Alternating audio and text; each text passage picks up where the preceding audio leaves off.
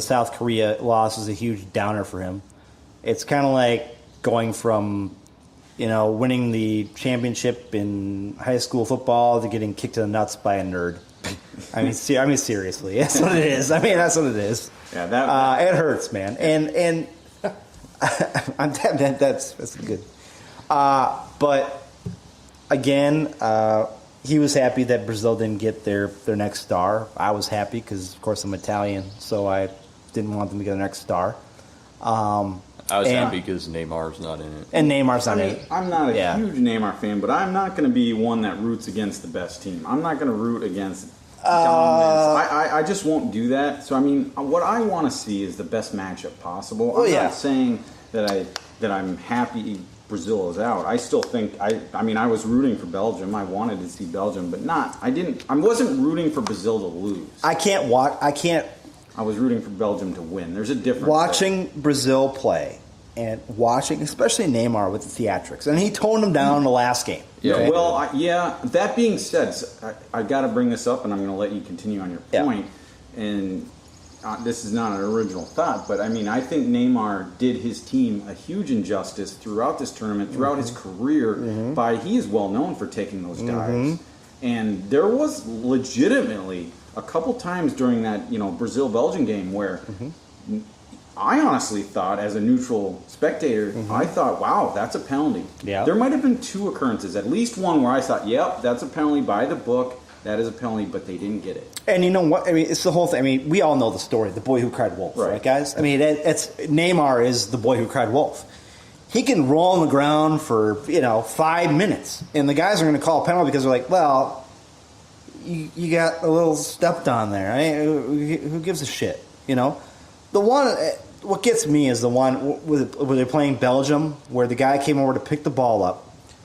He might have stepped on his ankle a little bit. Or Mexico. I'm sorry, Mexico. Yep. He might have stepped on his ankle a little bit. He might not have. But Neymar acted like the dude had shanked him in the prison yard. Right. Yeah. And he was like rolling around, He could have won an Oscar for best performance in a drama. And I'm going, dude, do you have to act this way? Right. What? I'm gonna go quickly back to United right now, okay? Because you have Neymar on one end, and you have Darwin on the other end. Darwin gets fouled a lot. He does. But guess what? He stays on his feet. He does. And sometimes I'm like, Darwin, why don't you just go down and act? Because they would give it to you. Right. But he doesn't. He plays up. He's like, I want to keep playing. I want to keep doing what I'm doing. I'm not going to be an actor. Yep. So he is the exact opposite of Neymar. Right. To a fault. To a fault. I can watch Darwin because I love him play. I can't watch Neymar because I cannot accept all the fouls that happen to him, and he acts like a little bitch. I'm sorry. And I think what's worse with Neymar, and a lot of people will disagree with me on this, but I don't think Neymar is nearly as good as some people make him out to be. He's good. Obviously, I think he's top. I think he's top 10. Yeah. But, put him next to Messi or Ronaldo is absolutely not. Well, here we've got Ronaldo going to Juventus, and what was it, 150? Yeah, maybe 150. Yeah. I'm embarrassed to say I did not know that, really. He's going to Juventus, And here Neymar goes to PSG for, God knows, what was it, 300 million or whatever? Yeah. And it's just like, well, I just don't think that he's in that top 5 list. But for sure. He's younger, isn't he? Neymar's younger. Yeah, he's only 22, 23. So, that's the reason why he's going for that much money. And Ronaldo's, 31? Ronaldo's older. He's in his 30s. Gosh, I don't even know. I think he's older. He's in his 30s, yeah. Neymar has demonstrated in this World Cup he has the ball skills of those guys. He does. Really believe it. He probably doesn't have maybe the finishing skills that he has a beautiful shot, but I don't think it's on the same level. But he definitely has the ball skills and the maneuverability and the weight. He can just slice through a defense. But if he worked at the same time, Ibsen has ball skills. It's a Brazilian thing. Yeah. Well, I just don't. I'd say if Neymar worked a little more on his game and a little less on his acting ability, I think he'd be a great player. Yeah. I'm telling you, if Neymar didn't do all the acting he does right now, okay, I think more people would like the guy. Yeah. I think more people would be like, oh, Neymar's a great player. Messi and Ronaldo don't do what Neymar does all the time. There's some instances where they do. Messi not so much. Ronaldo. There some instances, but he picks his spots. Yes. Okay. Neymar does not pick his spots. Right. Any opportunity he has to roll on the ground and act like he got shanked, he'll do it. Right. Okay. And that's one of the in the United States. That is one of the biggest drawbacks of soccer in the United States. Oh, yeah. It's people as guys doing that shit. And what's worse is, so this World Cup, even though the U.S. isn't in it, I think this World Cup it's been well marketed in the U.S. Mm-hmm. It's been well represented in the U.S. Oh, yes. I mean, ESPN isn't carrying it, and their following coverage of it has been fantastic. Mm-hmm. Oh, yeah. And, I think there have been some moments with Fox that I haven't liked, but overall it's been very, very good. It's a lot of in-your-face stuff this World Cup. Yeah. And to have that, Well, I mean, exactly. I mean, Neymar rolling around that one, I can't remember what game it was. He rolled for like 10 yards. Yep. And that's been turned into a meme over and over, and it's everywhere. And that's the power of social media, though. Yeah. It's like, instead of having one of the great goals in the World Cup turn into a nice little clip and everybody showing it, we have turned Neymar flopping on the ground like a crappie into him, and that's what everybody thinks of soccer. Yeah. And you listen. It's funny. I listen to a lot of local Minnesota sports talk, 1500 and K fan, right? And whenever they talk about soccer, one of the guys always brings up the fact, there's two things they bring up. One is the flopping of players, which I agree with. There's some teams who do a lot of flopping, and it's terrible. And two is the added time thing. It's just there's a lot of guys, and I get it, They don't understand the history of soccer and how it's worked. But a lot of guys are like, well, I want to know if it's 5 minutes, and it's 5 minutes, and let's just cut it off.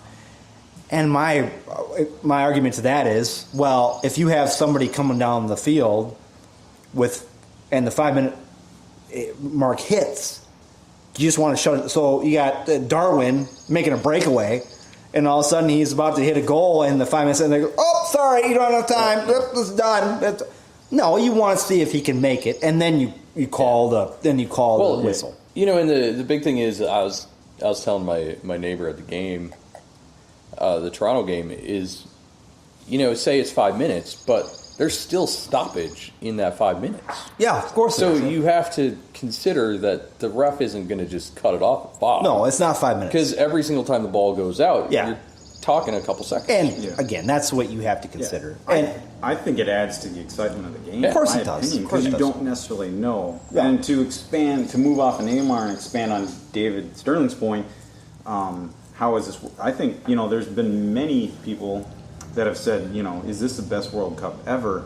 In my opinion, I say yes, for a few reasons. Number one, there's been some massive upsets, whether it be the group stage in Germany not making it through, or even the knockout stage in Spain losing to Russia, and Brazil losing. Mm-hmm. So the upsets are one thing. Number two, the USA is not in it, which as a USA soccer fan, that's a huge disappointment for me. Yeah. But as now a fan of soccer, I'm still so invested in this World Cup, and it actually takes out a little bit of stress.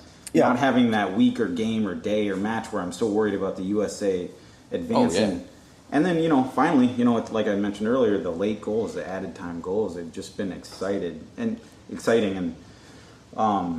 not, just to highlight that point, and I'll let you guys take off, but, the Russia-Croatia game, mm-hmm. in the quarterfinal. Croatia mm-hmm. beating Russia, advancing, knocking out the home country. But that game was just... When going into that game, I didn't think it was even going to be a game. I thought Croatia would take care of business. But what did you get out of that game? You got, a 2-2 game.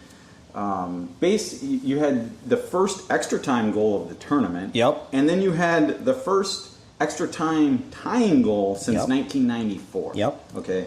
And that, that just boils down, I think, in a capsule of what has made this tournament so good, and it's been a great World Cup. So yeah, I agree. I agree with the people in the media who have said it. Is this best World Cup ever? I think so. It's been great in that Russia-Croatian game, like you said, Dave.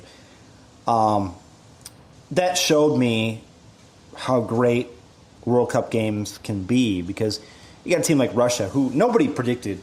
Certainly, nobody predicted they were going to go anywhere. No, in fact, I think somebody I think predicted they weren't even getting out of the group. I think we predicted them out of the group, or at least the majority. I think of us, we all sat here, but that was before knowing. I didn't realize how low Russia was ranked in the FIFA rankings. Right. I just didn't. But I just picked them to move on because you had like a Saudi Arabia and right. But remember now, I don't know if you guys remember this. I think it was '94 when we had the World Cup here.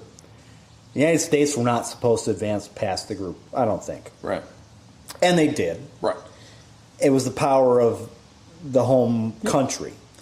And Germany, I could understand, or not Germany, sorry, Russia. I could understand them advancing past the group. Nobody thought they would, but I could understand if they did. But getting to where they got to face Croatia with a chance to go to the Final Four, that's huge for them. Yeah, I agree. I mean, it's a big thing. And there's a lot of conspiracy theories going, well, it's Russian, they're in Russia, so there's payoffs to the guys and all this other shit.